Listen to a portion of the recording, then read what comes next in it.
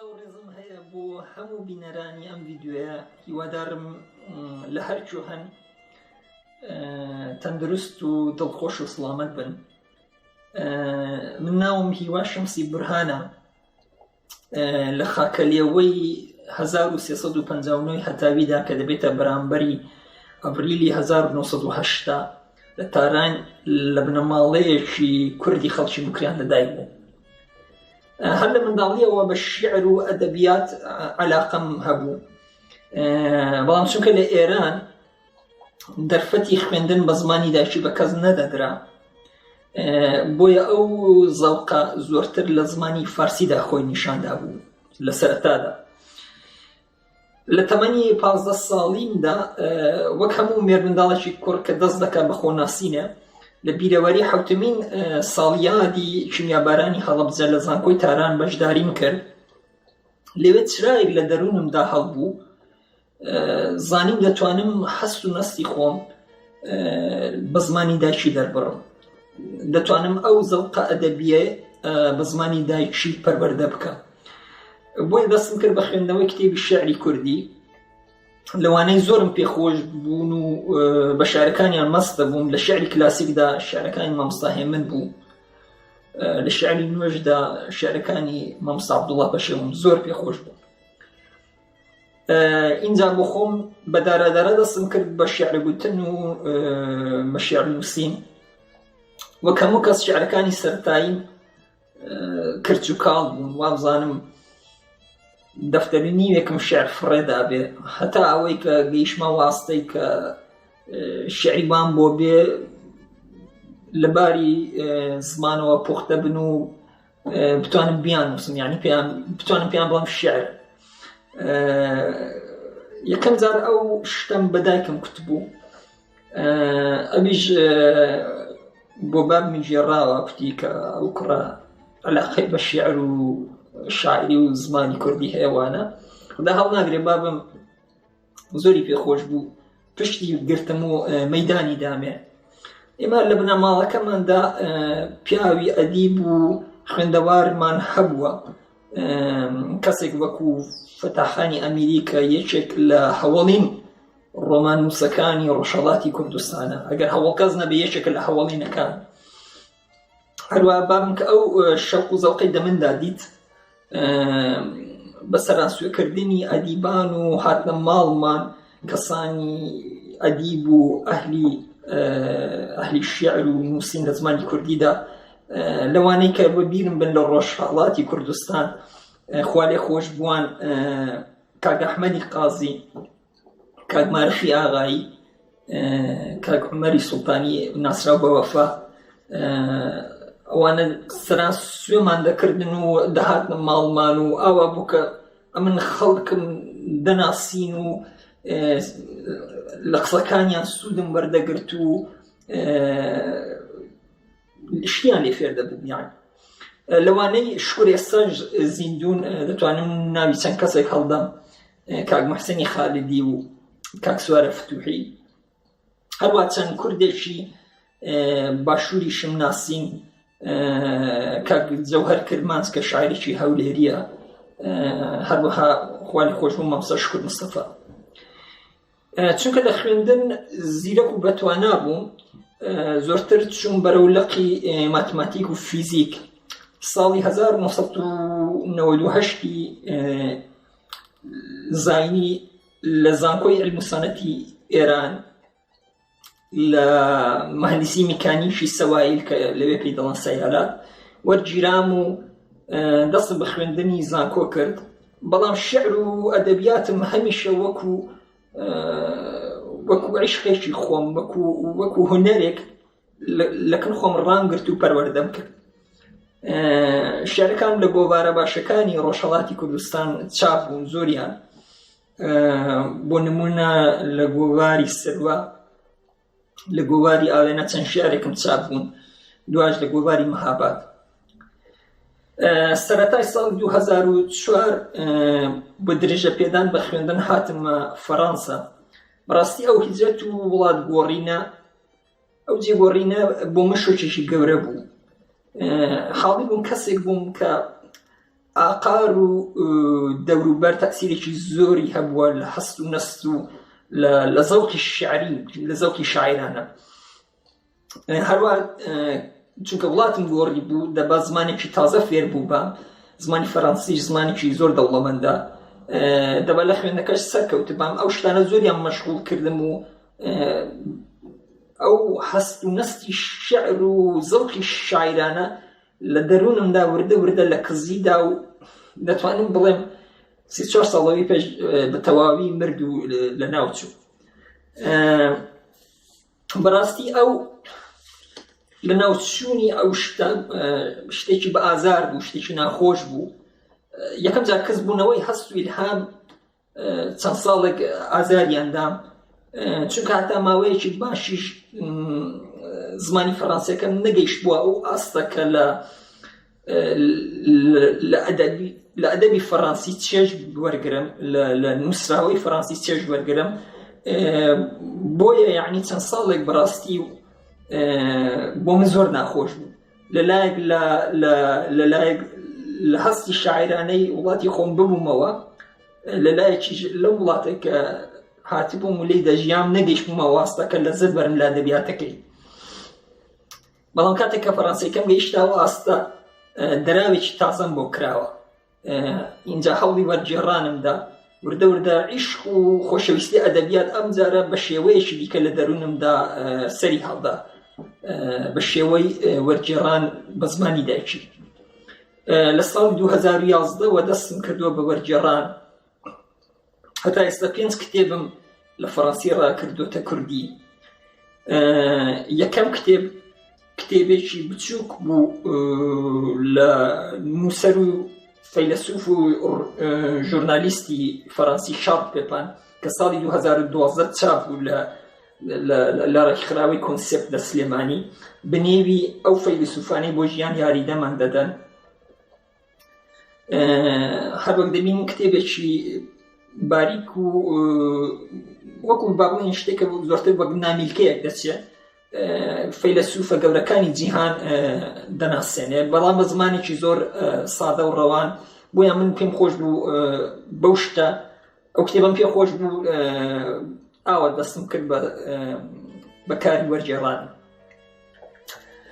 کتێبی دوایی کتێبێک بوو لە زنجیرە کتێبەکانی نیکۆلا تشکۆل، ئەوە کەساتیەکی زۆر بەنێوبانگە لە زمانی فەڕەنسیدا ڕێنێ بۆ سینی خۆڵقاندوێتی.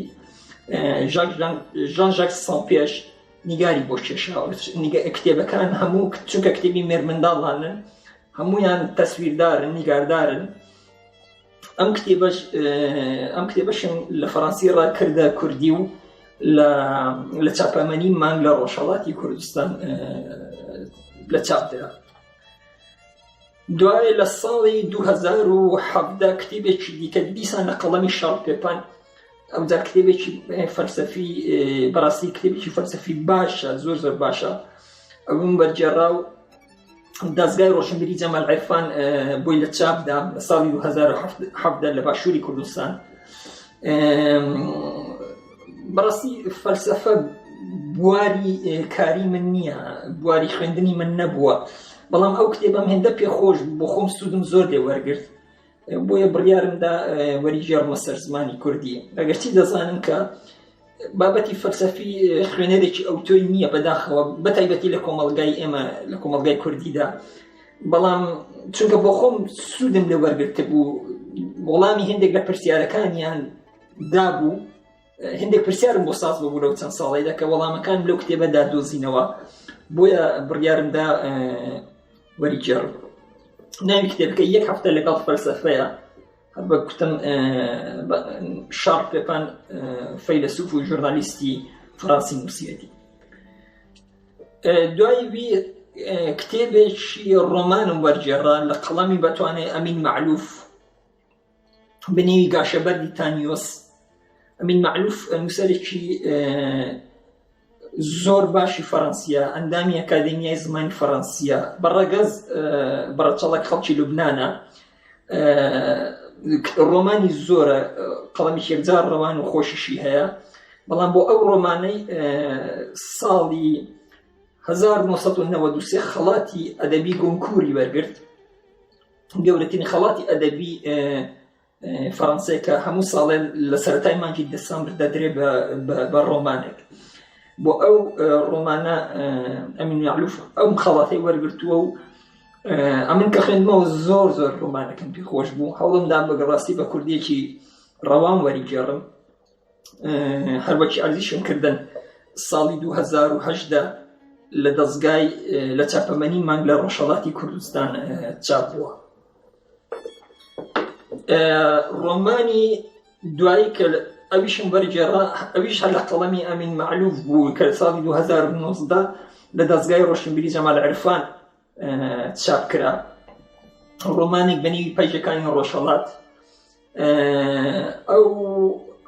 ئەو ڕۆمانەشم زۆر پێ خۆش بوو کە خوێندمەوە، چێژم لێ بردو، بڕیاری وەرگێڕانەکەمدا و ئەوە دەگەڵ دەستگای ڕۆشنبیری جەمال عرفان ڕێککەوتم و بۆیان لە چاپدا. پرۆژەم بۆ ساڵی 2021 لە چاپدانی ڕۆمان وەرگێڕاوەی ڕۆمانێکی زۆر باشە لە نووسەری کلاسیکی فەڕەنسی گی دو مۆپەساڵ. قەڵ وایە ئەویش دەستگای ڕۆشنبیری جەمال عرفان چاپی بکە. ڕۆمانێکە بەنێوی ژیانێک کە بەڕای زۆر کەس یەکێکە لە شاکارەکانی ئەدەبی کلاسیکی فەڕەنسی. هەروە تاواکردنی ڕۆمانێکە کە بۆ خۆم نووسە بکەین، ڕۆمانێک بە زمانی کوردی کە باسی ژیانی کچۆڵەیەکی بێدایک و باب دەکاتە وڵاتی فەڕەنسا و نەقلەکە هێندێک دوور و درێژە، بەڵام دەکاتە ئێرە و لە بابوون لە یەتیمخانەیەک گەورە دەبێ و دوایش بە هیمەت و ڕاپەڕی خۆی دەتوانێت ژیانێکی باش بۆ خۆی دروست بکە.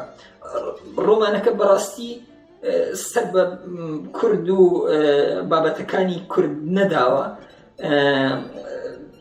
زۆرتر باسی بابەتی هیجرەت و تێکەڵبوون لە کۆمەڵگایەکی تازە و دەکا کە ئینسان چۆن دەتوانێت بە هیمەت و ڕاپەڕی خۆی لە کۆمەڵگایەکی تازەدا سەرکەوێت.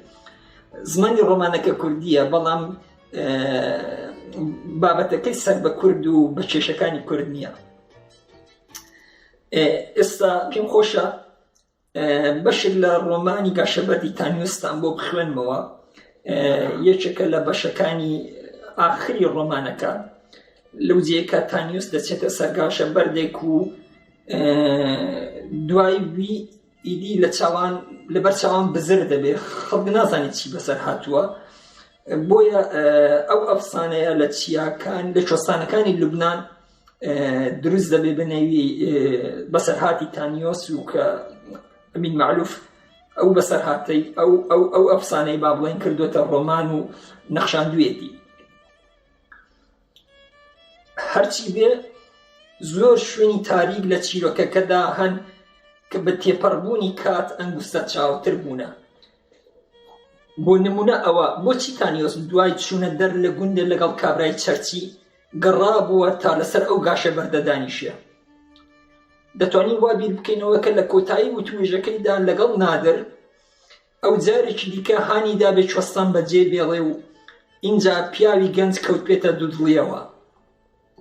هەروەها دەتوانین ئەو هۆکارانە هەڵدەینەوە کە بۆ ڕۆیشتن دنیاندا بێ یان بە پێچەوانە ئەوانەی دەبێت ڕایان گرت بێت.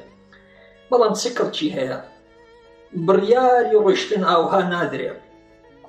ئێمە شتەکان بەراورد ناکەین، قازانج و زەرەرەکان لە زەینماندا ڕیز ناکەین، بەڵکو لە کاتێک بۆ کاتێکی تر بەلادا دەین، بەرەو ژیانێکی دیکە، بەرەو مەرجێکی تر، بەرەو شکۆ یان بەرەو فەرامۆشی.